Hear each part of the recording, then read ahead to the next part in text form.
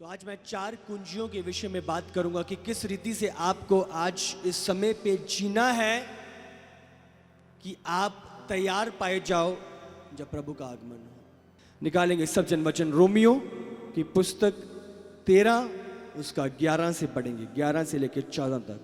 समय को पहचान कर ऐसा ही करो, इसलिए कि अब तुम्हारे लिए नींद से जाग उठने की घड़ी आ पहुंची है। क्योंकि जिस समय हमने विश्वास किया था उस समय के विचार से अब हमारा उद्धार निकट है। रात बहुत बीत गई है और दिन निकलने पर है, इसलिए हम अंधकार के कामों को त्याग कर ज्योति के हथियार बांध लें। जैसा दिन को शोभा देता है वैसा ही हम सीधी चाल चलें, ना कि लीला क्रीड़ा और पियक्कड़पन में, न व्यभिचार, न लुचपन में और ना झगड़े और ढाव में, वरन प्रभु यीशु मसीह को पहन लो और शरीर की अभिलाषाओं को पूरा करने का उपाय ना करो। हालेलुया। 4 कुंजियां जो आज मैं आपसे बात करने वाला।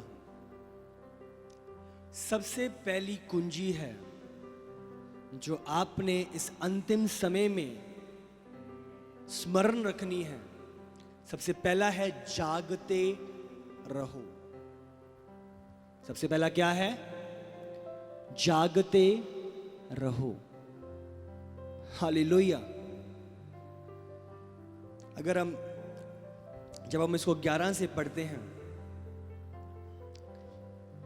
5 जगहें हैं जहां पे इस वचन में हम समय को स्मरण करने के विषय में देख रहे हैं। आप समझ रहे हो?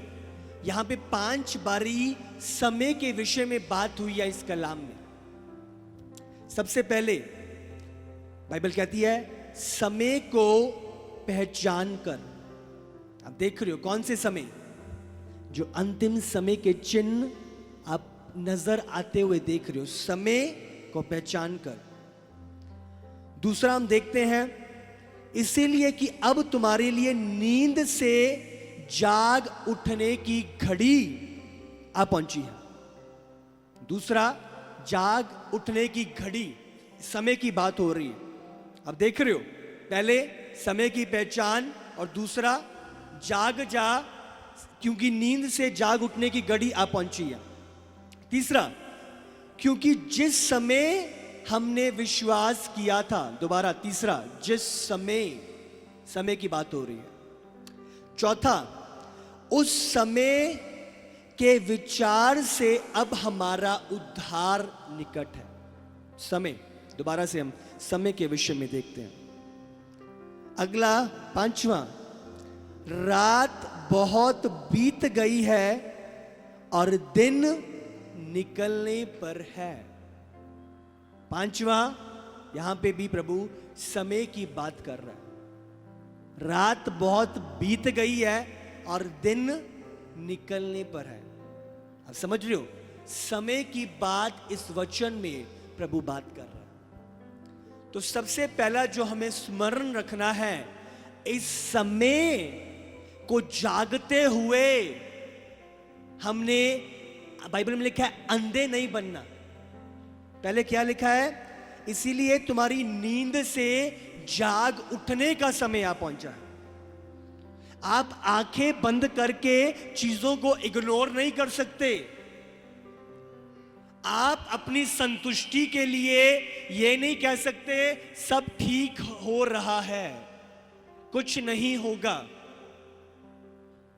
हाँ, एक मूर्ख व्यक्ति की तरह आंखें बंद करके सामने खड्डा है और मैं कहूं मैं चलता रहूंगा और मैं गिरूंगा नहीं, ये मूर्खता है। बाइबल क्या कह रही है? 5 बारी यहां पे समय के विषय में बात हो रही है। जाग जाओ। बाइबल में लिखा है जागते रहो और सचेत हो जाओ, क्योंकि तुम्हारा विरोधी शैतान इस ताक में है कि किसको निर्बल पाए और फाड़ खाए। तो यहां पे 5 बारी प्रभु समय के विषय में बात कर रहा है और हमसे बोल रहा है कि हम जाग जाएं। हम संसार के दलदल से बाहर निकल के आंखें खोल लें, जाग जाएं। हम यहां तक रहने नहीं वाले, यह हमारा स्थान नहीं है, ये हमारा अनंत काल का घर नहीं है, ये कुछ समय का है। प्रभु लेने आ रहा है अनंत काल के घर के लिए, जहां पे हमें अनंत काल बिताना है। 5 बारी प्रभु कह रहे जाग जाओ, रात बीत चुकी है, दिन आने वाला है। तो प्रभु यहां पे बात कर रहा है कि चिन्हों को देखकर हम समझ जाएं, जान जाएं। प्रभु ने पहले ही बोल दिया था 2000 साल पहले कि मेरे आगमन से पहले ये चिन्ह दिखाई देंगे। मत्ती 16 अगर उसका एक बारी 3 हम पढ़ें। और भोर को कहते हो आज आंधी आएगी, क्योंकि आकाश लाल और धूमिल है। तुम आकाश के लक्षण देखकर उसका भेद बता सकते हो, पर समयों के चिन्हों का भेद क्यों नहीं बता सकते। हालेलुया। आज आंधी आएगी क्योंकि आकाश लाल और धूमिल है। तुम आकाश के लक्षण देखकर उसका भेद बता देते हो। अब देख रहे हो, अच्छा काले बादल आ गए होते, आज तो बड़ा मींह पहना है, अच्छा आंधी चल पई, अच्छा लाइटनिंग हो रही है उत्ते, चलो तैयारी कर लो, सब कुछ टक लो। आप समझ रहे हो, आप साइंस देख के बता देते हो अभी बारिश होने वाली। आज जो साइंटिस्ट हैं पहले ही चिन्ह देख के बता देते हैं। अब उन्होंने पहले से बताया हुआ है कोरोना से भी बड़ी बीमारी आ रही है जिसका नाम एक्स होगा और बहुत सारे लोग मरेंगे। तो आज चिन्ह देखकर वो फ्यूचर बता देते हैं कि ऐसा होने वाला है। आज गैलेक्सीज में नासा के साइंटिस्ट बोल देते हैं इस सन में ऐसा एस्ट्रॉइड आ रहा है और वो धरती से टकराने वाला है। तो आज फिजिकल साइंस देखकर लोग बता देते हैं कि ऐसा होने वाला है। तो बाइबल में लिखा है जो भेद जो साइंस प्रभु ने पहले से बता दिए थे, हम क्यों नहीं समझ पा रहे कि क्या होने वाला है, हम क्यों नहीं जाग रहे। प्रभु का आगमन निकट है। अगर इस समय पे भी लोग सो रहे हैं तो प्रभु कुछ नहीं कर पाएगा। उसने 2000 साल पहले कलाम में पहले से चिन्ह बता दिए थे कि उसके आगमन से पहले क्या घटित होगा। हालेलुया। समयों के भेद प्रभु कह रहा है जाग जाओ। सबसे पहले इस समय पे आपको जागना पड़ेगा, आपको समझना पड़ेगा, आपको मानना पड़ेगा। बहुत लोग आज मानने को तैयार नहीं है, आज अपनी आंखें खोलने के लिए तैयार नहीं है। आंखें बंद करके बंदा बोल रहा है भाई कुछ तेरे इधर शर्ट पे कुछ लगा हुआ है। अब समझ रहे हो, अब इसने आंखें बंद कर रखी हैं। ओ कुछ नहीं लगा हुआ, कुछ नहीं लगा हुआ। मैं बोल रहा हूं लगा हुआ है, कुछ नहीं लगा हुआ। आप समझ रहे हो, लगा हुआ है। मैं बोल रहा हूं लगा हुआ है, भाई दूर कर ले, बट आंखें बंद, कुछ नहीं लगा हुआ, सब ठीक है, हाँ ठीक है। प्रभु क्या कह रहा है, भाई आंखें खोल ले, भाई जाग जा, भाई चिन्ह सामने नजर आ रहे हैं। हालेलुया। आज बहुत मसीह लोग ऐसे ही हैं, उनको बोला जा रहा है भाई दाग है हटा ले इसे, पर आंखें खोलने को तैयार नहीं। जी मैं चल रहा हूं, मैं ठीक चल रहा हूं। आगे उसको बोल रहे हैं भाई रुक जा, अंधा होके चल रहा है, सामने खड्डा है। हाँ नहीं मैं ठीक चल रहा हूं, क्या होने वाला है। ये आंखें नहीं खोल रहा, कौन इसकी भरपाई करेगा। दूसरा पत्रस 3 उसका 3 से 4। पहले यह जान लो कि अंतिम दिनों में हंसी ठट्ठा करने वाले आएंगे, जो अपनी ही अभिलाषाओं के अनुसार चलेंगे और कहेंगे उनके आने की प्रतिज्ञा कहाँ गई, क्योंकि जब से बाप दादे सो गए हैं सब कुछ वैसा ही है जैसा सृष्टि के आरंभ से था। अब देख रहे हो अंतिम समय में क्या होने वाला है। ये लोग क्या करेंगे? जान लो कि अंतिम दिनों में जब प्रभु ने जागने के लिए बोला है, क्या करेंगे लोग? हंसी ठट्ठा करने वाले आएंगे, मजाक करने वाले। कुछ नहीं होने वाला, मजाक करो, ऐश करो, जो दुनिया में चल रहा है ऐसा ही चलता जाएगा। हम समझ रहे हो? हंसी ठट्ठा करने वाले। और आजकल भी लोग हम देख रहे हैं, मजाक करने वाले। प्रभु की चेतावनियों को गंभीरता से ना लेना। बयान कर रही है बाइबल, जो अपनी ही अभिलाषा के अनुसार चलेंगे, जो उन्हें अच्छा लगता है, जो प्रभु का वचन कहता है वो नहीं, जो उनकी अभिलाषाएं हैं, जो उनके अनुसार है, जो उनके मुताबिक है, जो उनको कंफर्टेबल लगता है, जो उनको अच्छा लगता है, उसके अनुसार। और मैं हैरान होता हूं बहुत बारी कि लोग प्रभु के वचन को अपने कंफर्ट में शामिल करके वैसे ही तोड़ मरोड़ लेते हैं। भाई तुझे चर्च आना चाहिए, भाई तुझे संगति में बढ़ना चाहिए।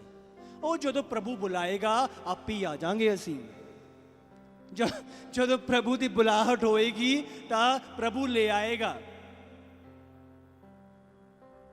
आप समझ रहे हो कि नहीं? अगर प्रभु की बुलाहट या प्रभु ने लाना होता तो प्रभु कभी ना अपने कलाम में लिखता कि अंतिम समय में संगति में बढ़।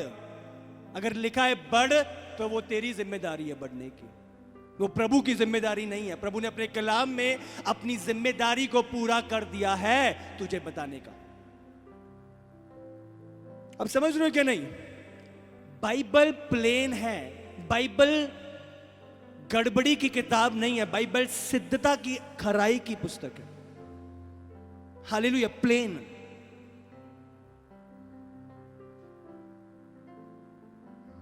आज अपनी अभिलाषाएं प्रभु पे थोप देते हैं। प्रभु की मर्जी नहीं होगी शायद, प्रभु नहीं चाहता। अभिलाषाएं अपनी पूरी कर रहे हैं और प्रभु की मर्जी। आज जो गेम्स खेल रहे हैं, मैं बोल रहा हूं, ये गेम्स ज्यादा देर चलने वाली नहीं है प्रभु के साथ। प्रभु कह रहा है 5 बार इस समय जाग जाओ, जाग जाओ, मानना, आंखें खोलना। हां मुझे बदलने की जरूरत है, हां मुझे ठीक होने की जरूरत है।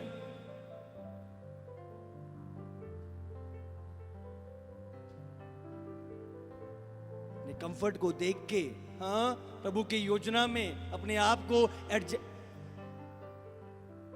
आज लोग प्रभु के वचन में अपने आप को एडजस्ट नहीं कर रहे, पर अपनी अभिलाषाओं में प्रभु के वचन को एडजस्ट कर रहे हैं कि यहां पे प्रभु का वचन मेरी सेटिंग में बैठ जाएगा, यहां पे ठीक है, यहां पे ठीक नहीं है, निकाल दो। अब समझ रहे हो? मुझे बाइबल में एडजस्ट होना है, बाइबल के अनुसार। बाइबल को अपने अनुसार, अपने में एडजस्ट नहीं करना। मैं बहुत गहरी और बड़ी बात बोल रहा हूं आपसे। हालेलुया। इसमें क्या हो रहा है? ये ठीक है इसको ले लो, ये ठीक नहीं है इसको छोड़ दो। नहीं, मुझे मेरे अंदर क्या ठीक नहीं है जो प्रभु के विरोध में है, मुझे उसे निकालना है। जो चीजें चाहिए उन्हें एंटर करवाना है। हालेलुया। अपने आप प्रभु के वचन के अकॉर्डिंग एडजस्ट करना।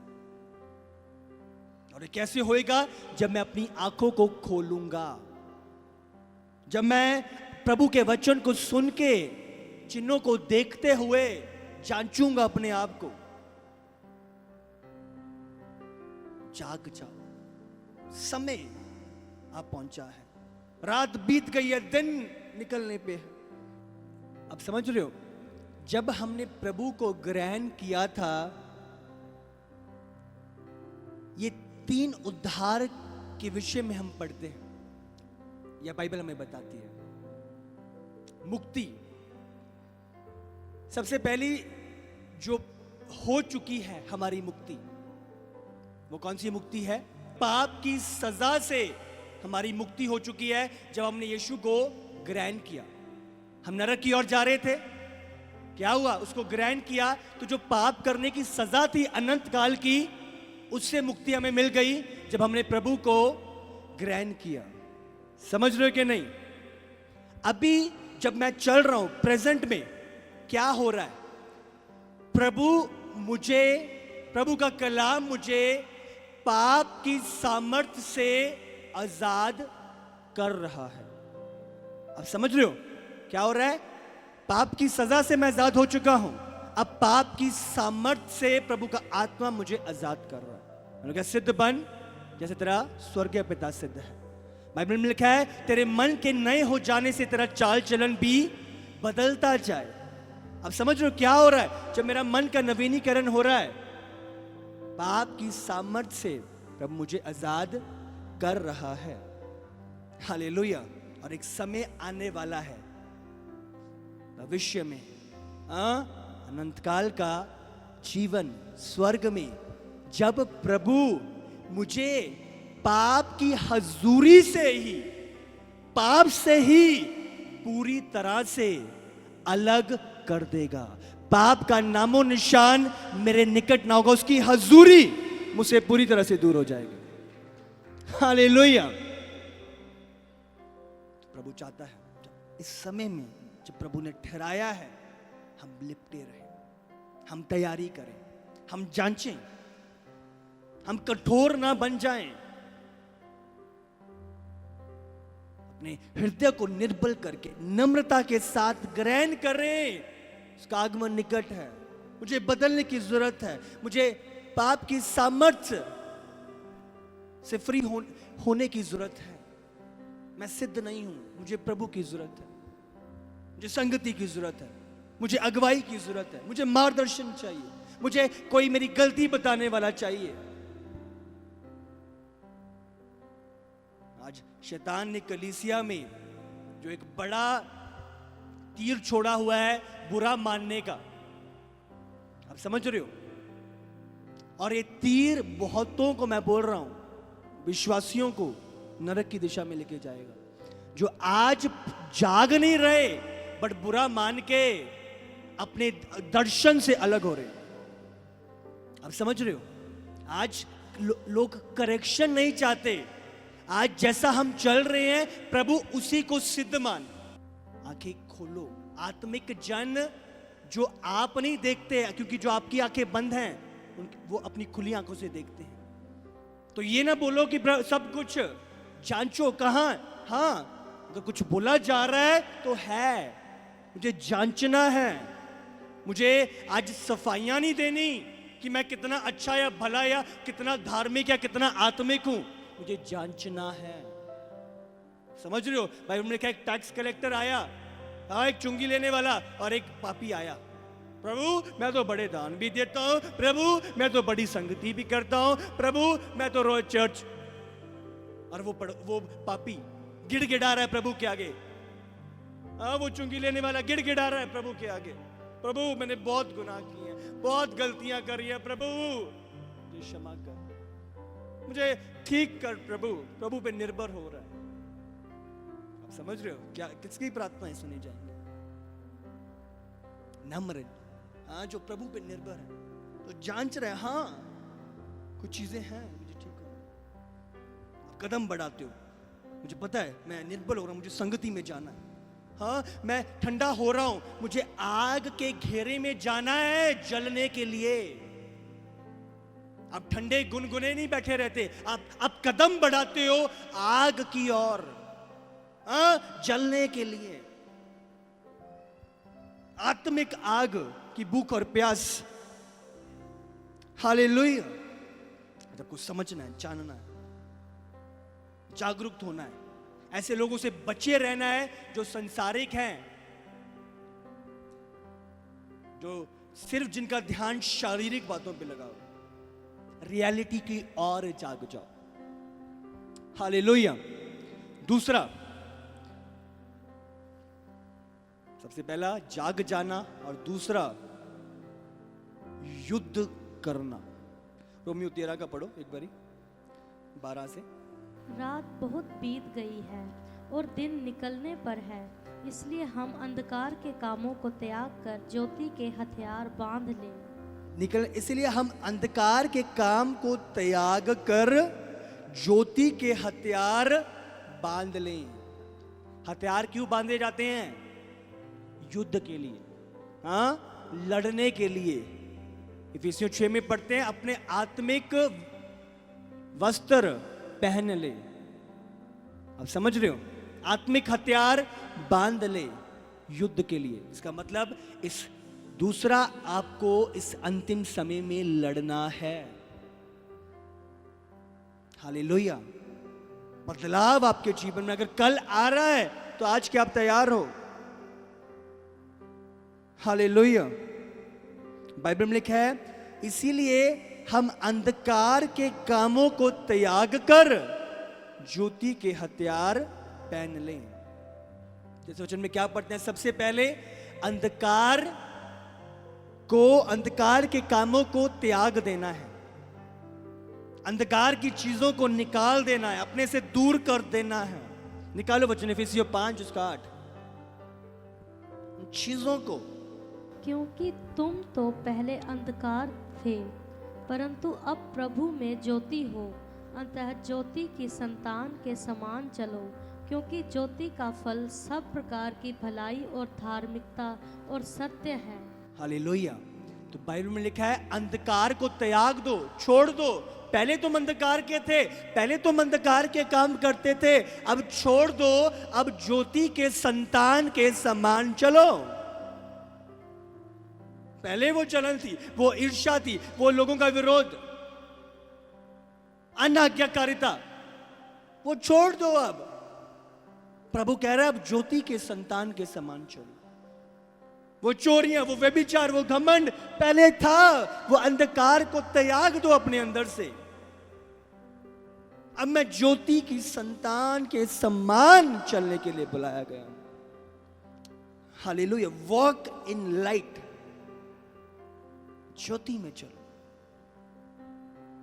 जब हम इसका रोमियो में जब पढ़ते हैं, सबसे पहले अंधकार के कामों को त्याग दो और ज्योति के हथियार बांध लो। ज्योति को पहन लो, हथियार बांध लो। हालेलुया। पहला यूहन्ना 1:7। पर यदि जैसा वह ज्योति में है वैसे ही हम भी ज्योति में चलें, तो एक दूसरे से सहभागिता रखते हैं, और उसके पुत्र यीशु का लहू हमें सब पापों से शुद्ध करता है। हालेलुया। पर जैसे हम वो ज्योति में है वैसे ही हम ज्योति में चलें, तो एक दूसरे से सहभागिता रखते हैं। तो कैसे चलोगे ज्योति में? एक दूसरे से सहभागिता, संगति, प्रभु की हजूरी में, प्रभु के भवन में, प्रभु के घर में लिपटे रहना। आग की लकड़ियां जल रही हैं, उसमें शामिल रहना। वह ज्योति में है वैसे ही हम भी ज्योति में चलें, तो एक दूसरे से सहभागिता रखते हैं, और उसके पुत्र यीशु का लहू हमें सब पापों से शुद्ध करता है। तो दूसरा, हमें युद्ध करना है। और युद्ध कैसे करना है? अंधकार को त्याग कर और ज्योति को पहनकर, अंधकार के कामों को निकाल कर और युद्ध और ज्योति को पहनकर। हालेलुया। तीसरा हम देखते हैं प्रभु के वचन के अनुसार चलना। इसी में से हम 4 बातों को समझ रहे हैं। रोमियो 13 का जो मैंने आपको बताया, इसी के अंदर से ये 4 चीजें हैं जो प्रभु का कलाम बताता है हमने कैसे चलना है। सबसे पहला जागते रहना, दूसरा युद्ध करना, और तीसरा वचन के अनुसार चलना। पढ़ो। जैसा दिन को शोभा देता है वैसा ही हम सीधी चाल चले, ना कि लीला क्रीड़ा और पियक्कड़पन। तो क्या लिखा है? तीसरा, सीधी चाल चलना। तो तीसरा क्या है? सीधी चाल चलो। और सीधी चाल कैसे चलोगे? पढ़ो। ना लीला क्रीड़ा और ना पियक्कड़पन में, और ना व्यभिचार और ना लुचपन में, ना झगड़े और डाह में, वरन प्रभु यीशु को पहन लो और शरीर की अभिलाषाओं को पूरा करने का उपाय ना करो। तो जो ये 6 पाप इधर लिखे हुए हैं, जो 3 पाप हैं, इसमें से ये मनुष्य बाहर करता है। हाँ, बाहर में दिखाई देते हैं वो। और इसमें से जो 3 पाप हैं वो हृदय के अंदर के हैं। अब समझ रहे हो क्या है? जैसे डाह करना, लुचपन करना। तो ये सारी चीजें क्या है? हार्ट के अंदर के अंदर किसी चीज के बारे में गलत विचार आ रहे हैं, अंदर जलन भरी हुई, अंदर डाह भरी हुई है।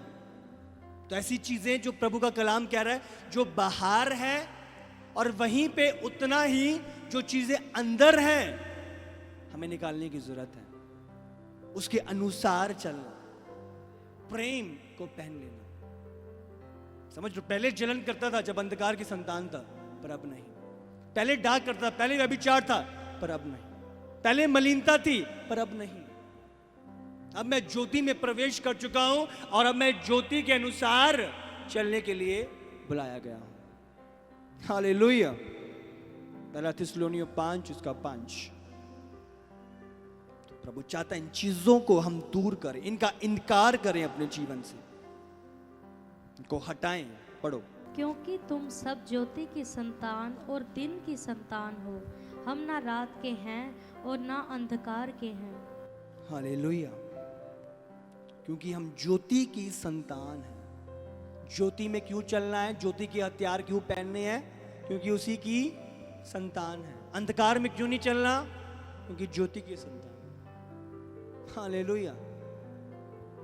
ज्योति में अंधकार नहीं पाया जाता, जहां पे ज्योति है वहां से अंधकार भाग जाता है। हालेलुया। हाँ, एक कमरे में जाते हो पूरा अंधकार है, पर जैसे ही आपने स्विच दबाया, लाइट ऑन हुई, अंधकार भाग गया। तो जहां पे ज्योति है वहां पे अंधकार ठहर नहीं सकता। तो ज्योति में चलो, ज्योति को पहन लो, अंधकार को दूर करके ज्योति को पहन लो, ज्योति के हथियार पहन लो। हालेलुया। चौथा, जयवंत होकर प्रभु की बाट जो। रोमियो 13 का 14 पढ़ो, वही वचन निकाल लो। वरन प्रभु यीशु मसीह को पहन लो और शरीर की अभिलाषाओं को पूरा करने का उपाय ना करो। हालेलुया। तो ये कैसे होएगा? प्रभु को पहन लेना। कैसे आप बाट जोगे प्रभु की? प्रभु के आगमन की तैयारी के साथ प्रभु को पहन लेना। जो 5 कुंवारियां थी, जो बुद्धिमान थी, वो बाट जोड़ी थी, तैयार थी, तेल भरा हुआ था, प्रभु को पहन लिया था। मसीह को पहन लेना। हालेलुया। अब ईमानदारी के साथ चलते, आप शत्रु के साथ समझौते नहीं करते, अपने मसीह को पहना हुआ है। आप शरीर के लिए कोई जगह नहीं छोड़ते, आप शरीर के अनुसार नहीं चलते, आप प्रभु के अनुसार चलते। हालेलुया। प्रभु के पीछे हो लो। आखिरी वचन पढ़ेंगे, इफिसियों 4 उसका 1 निकालेंगे। इसलिए मैं जो प्रभु में बंदी हूँ तुमसे विनती करता हूँ कि जिस बुलाहट से तुम बुलाए गए थे उसके योग्य चाल चलो, अर्थात सारी दीनता और नम्रता सहित धीरज धरकर प्रेम से एक दूसरे की सह लो। हालेलुया। आपके सामने प्रभु का वचन है। इसलिए जो प्रभु में बंदी हो, तो तुमसे विनती करता हूं, जिस बुलाहट से तुम बुलाए गए थे। याद रखो, स्मरण रखो हमेशा, भूलो ना कहां पे थे और प्रभु ने आज कहां रख दिया। प्रभु बचा ला है, जीवन तेरा है, जिंदगी तेरी है। अब समझो, भूलो ना उन वायदों को, कहां से प्रभु निकाला था। सारी उम्मीदें खो बैठे थे, हर जगह से आपको जवाब मिल गया था। उस दौरान प्रभु ने हाथ थामा। जिस बुलाहट में बुलाए गए थे, जिस प्रेम में बुलाए गए थे, जिस भूख और प्यास में बुलाए गए थे, जिस उमंग में बुलाए गए थे, प्रभु कह रहा है उसके योग्य चाल चलो, उसकी योग्य स्मरण करके, उसको याद करके। योग्य अब इतना हो, पहले कुछ भी नहीं था, अब प्रभु ने क्या इतना दे दिया कि अब प्रभु के लिए टाइम नहीं है। अब कहां जा रहे हो? कौन सी दिशा पकड़ ली है आपने? स्मरण करो। पहले रो रहे थे, कुछ नहीं है, बड़ी तंगी है। आज आपको इतना काम है, इतना कॉन्ट्रैक्ट है, इतनी चीजें आ गई कि आज संडे चर्च भी आना मुश्किल लगता है। क्या होगा ऐसे लोगों का जब रैप्चर होने वाला है, जब यीशु आने वाला है? धोखा ना खाओ, प्रभु ठट्ठों में नहीं उड़ाया जाता। हालेलुया। जो आज प्रभु दे रहा है मुझे, वो उसके कामों के लिए है। उलझो ना, स्मरण रखो, अर्थात सारी दीनता और नम्रता सहित और धीरज धरकर प्रेम से एक दूसरे की सह लो। मैं चाहता हूं इस वचन को हम इकट्ठे पढ़ेंगे। पढ़ो।